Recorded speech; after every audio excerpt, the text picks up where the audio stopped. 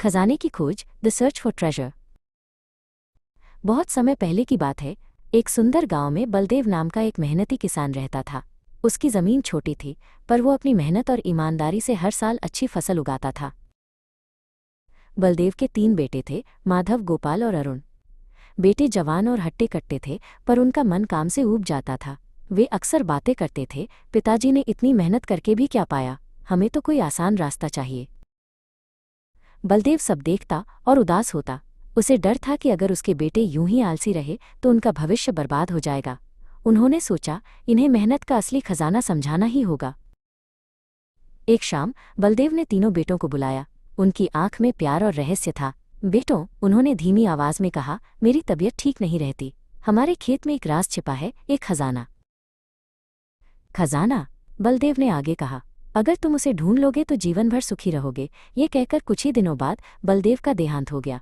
बेटों की आंखों में खजाने का सपना चमक उठा। पिता की बात याद कर अगले ही दिन माधव और गोपाल ने फावड़ा और कुदाल उठाया। उन्होंने खेत के एक कोने से खोदना शुरू किया। शायद यहीं कहीं दबा होगा, उन्होंने सोचा। कई दिन बीत गए। खेत का लगभग आधा हिस्सा खोदा जा चुका था। अरुण भी उनके साथ जुटा रहा।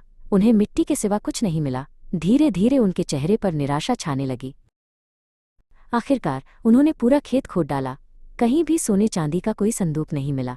थक हार कर माधव बोला, पिताजी ने तो हमें धोखा दिया।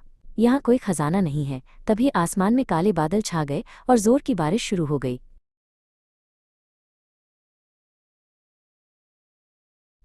चूंकि खेत पूरी तरह से खोदा और नरम हो चुका था, बेटों ने बिना मन के उसमें बीज बो दिए। बारिश हुई और फिर कुछ ही हफ्तों में खेत में ऐसी फसल उगी जैसी पहले कभी नहीं हुई थी। फसल देखकर तीनों बेटों को सब समझ आ गया। असली खजाना तो ये था, उनके हाथों की मेहनत। अब माधव, गोपाल और अरुण काम से नहीं कतराते थे। वे सम्मान से मेहनत करते और खुश रहते थे। गांव वाले उनकी मिसाल देते थे।